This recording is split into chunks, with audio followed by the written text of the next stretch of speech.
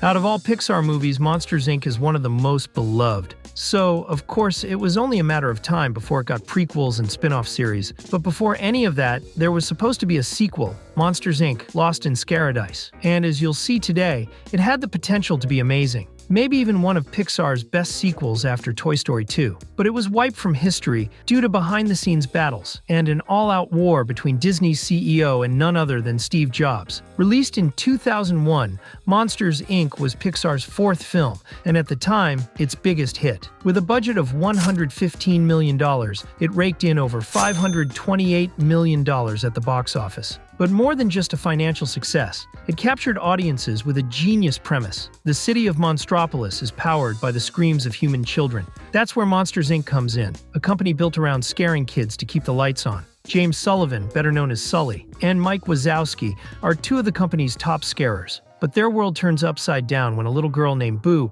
accidentally stumbles into Monstropolis through one of the portals. Now, they have to figure out how to get her back home.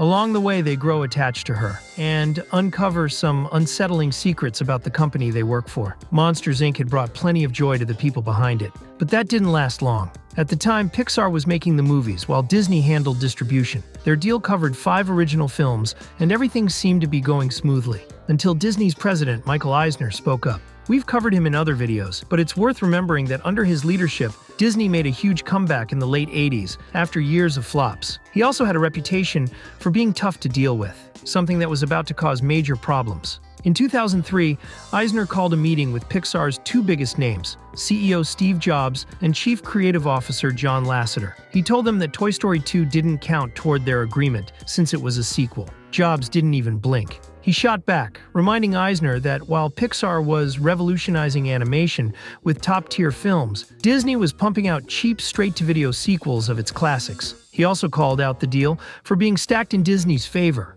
especially when it came to owning the rights and taking half the profits. The tension between Pixar and Disney was undeniable, and it seemed like there was no turning back. In January 2004, Jobs announced that Pixar wouldn't be renewing its deal with Disney. Eisner shot back, claiming that Disney didn't need Pixar, that they could produce their own computer-animated films. To prove his point, he founded Circle 7 Animation, named after the Los Angeles street where it was located. Interestingly, many of the projects he planned to develop were sequels to Pixar's early hits. After all, Disney still owned the rights. Eisner initially backed 4 projects, one of which was a follow-up to Monsters, Inc. And this is where screenwriters Bob Hilgenberg and Rob Muir step into the picture, kicking off a roller coaster ride of excitement, setbacks, and unexpected twists. Hilgenberg and Muir had always specialized in comedy writing. They started in stand-up, then moved into TV and film, with mixed results. Well, mostly bad results. Nearly every pilot and feature they wrote ended up stuck in limbo, never getting produced. They desperately needed something to put them on the map, or at the very least, something that actually made it to the screen. In 2004, their streak of bad luck seemed to take a turn when Disney called. They needed writers for Circle 7. Hilgenberg and Muir had 0 experience in animation, but to them, this was a golden opportunity. When they asked what Disney was looking for, they were told to pitch ideas for Toy Story 3. So they went into a meeting with executive Andrew Milstein and laid out their ideas for new adventures starring Woody and Buzz Lightyear. Unfortunately, Milstein didn't like any of them. But there was a silver lining. He told the duo he'd keep them in mind for another project. Neither of them believed him. A year later, Milstein called them back. This time he and producer Allison Segan offered them a choice. They could work on a sequel to one of 2 Pixar hits, Finding Nemo or Monsters, Inc. They didn't think twice. Monsters, Inc. was the obvious choice. They loved its humor and the dynamic between Mike and Sulley. The chance to write a continuation of that story was simply too good to pass up. Excited, Hilgenberg and Muir locked themselves away to figure out where to take the story next. The answer lay in how Monsters, Inc. ended. The monsters no longer needed to scare kids. They had switched to making them laugh. They started wondering, what had happened to Mike and Sulley? Were they still in touch with Boo? And then, a wild idea hit them. What if the duo got trapped in the human world? Later, they found out they had actually been the first to pitch for the project. After them, more than 30 other writers had taken their shot. Their chances had just dropped significantly. Then Milstein called them back. He told them their idea had always been fantastic, but they wanted to hear other voices first. The moment they heard that, Hilgenberg and Muir practically jumped for joy. But there was still one last hurdle, selling the idea to Michael Eisner. At the time, he wasn't directly overseeing projects, but he had high hopes for Circle 7 and wanted to be involved. Hilgenberg and Muir knew all about his reputation. If you don't, check out our video on Lilo and Stitch. Still, they believed in their idea and did their best to stay composed during the meeting. To their surprise, Eisner was pleasant and open-minded. He listened carefully to their pitch, loved it, and gave the green light for development. Their excitement didn't last long, just a week to be exact. After decades as president, Michael Eisner was ousted from Disney. Reports later revealed that shareholders were unhappy with his recent decisions, especially his feud with Pixar. The news rattled the screenwriters, but Milstein reassured them that both the project and Circle 7 were still moving forward. With that, they got to work on the script for Monsters, Inc., Lost in Scaradise. The story, crafted by Hilgenberg and Muir, takes place a year and a half after the events of the first film. Sulley is now the CEO of Monsters, Inc., but he doesn't feel at home in the role. Meanwhile, Mike is about to marry Celia. Both of them miss the old days, and more than anything, they miss Boo. So they decide to visit her. But when they step through the portal to her room, they come face to face with an elderly woman. A hidden letter on the floor reveals that Boo has moved away. As they turn to head back to Monstropolis, the closet door suddenly slams shut behind them. They're trapped in the human world. Mike and Sulley try every closet door they can find, but none of them lead home. Desperate, they track down Randall, the villain from the first film, who was banished from Monstropolis.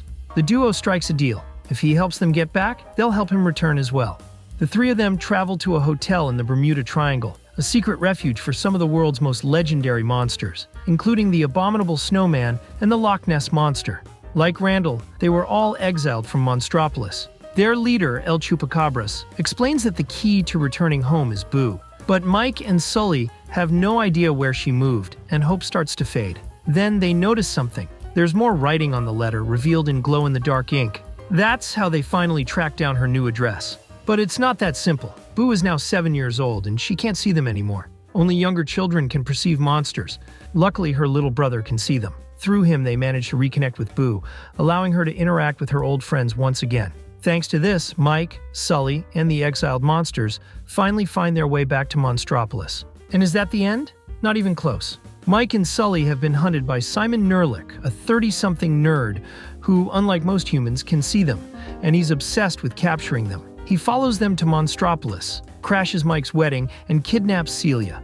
Our heroes chase him through the Monsters, Inc. facility in a desperate attempt to save her. As Simon makes a run for one of the doors, Sulley stumbles upon an old file from his childhood and discovers a crucial detail. Simon was terrified of furry creatures with fangs. Wasting no time, Sulley unleashes the scare of a lifetime, and the redeemed monsters haul Simon away. With the crisis behind them, the wedding finally happens. In the final scene, Mike and Sulley put on a comedy show for Boo and her little brother. They know that sooner or later she'll forget them for good, but for now, the two lovable monsters simply enjoy the moment. In the same way, Hilgenberg and Muir had a blast writing the first draft of Monsters, Inc., Lost in Scaradise. But would Disney feel the same way? By mid-2005, the screenwriters presented their draft to Milstein and Sagan. Both were blown away by the story, the new characters, the humor, and the themes of redemption. Hilgenberg and Muir's creativity and confidence were undeniable, so Milstein hit them with an unexpected assignment. Before continuing with the Monsters, Inc. sequel, they would need to rewrite the script for Toy Story 3, which had been developed by another team. The duo eagerly accepted, but their hearts were still with Lost in Scaradise, and they cherished every opportunity to return to it. Hilgenberg and Muir had every reason to celebrate. They were doing what they loved and had earned the respect of everyone at Circle 7. As they walked through the bustling hallways, some of the studio's most talented creatives greeted them warmly. Some even predicted a bright future for them at Disney. But the company was at a crossroads. With Eisner gone, leadership had shifted to Bob Iger and Dick Cook. Hilgenberg and Muir feared the worst. They knew that leadership shakeups in Hollywood rarely favored projects already in development. Their anxiety grew when Iger and Cook ordered a full review of everything Circle 7 was working on, including Lost in Scaradise. The screenwriters were on edge when the new executives summoned them for a meeting. They walked in cautiously, bracing for bad news. But before they could even sit down, Iger and Cook told them they loved the script. Years later, it was revealed that Cook considered it one of the best scripts he had ever read.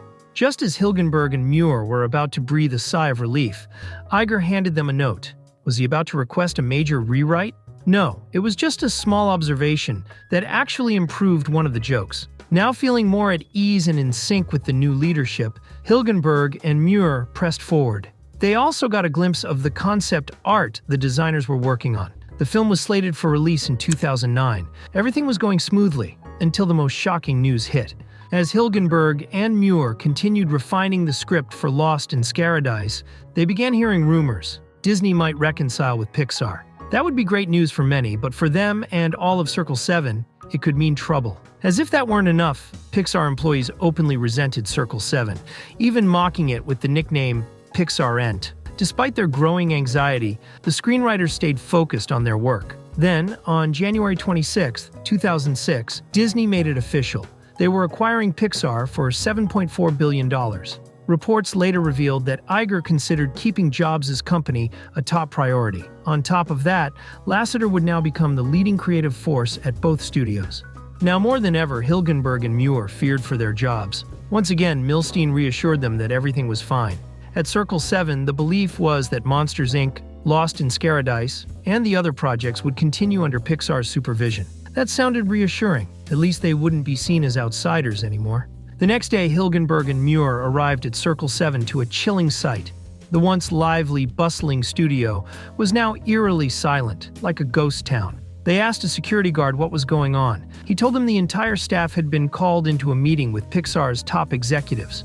The screenwriters waited for their colleagues to return, but something felt off. The first to come back was Milstein, and he delivered the most crushing news. By order of Pixar's president, Circle 7 was shutting down. Hilgenberg, Muir, and their co-workers were devastated. But then, a small glimmer of hope appeared. The president of Pixar came to Circle 7 himself. With a friendly tone, he praised their work and assured them that no one would lose their job. They would all be reassigned to different areas within Disney. But every project at Circle 7 was scrapped.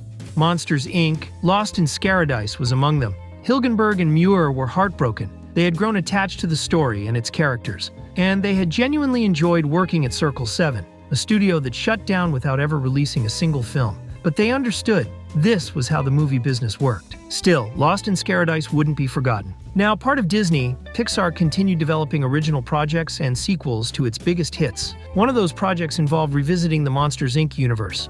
First came Monsters University, which explored how Mike and Sulley met in college. Later, the series Monsters at Work debuted as a direct follow-up to the 2001 film.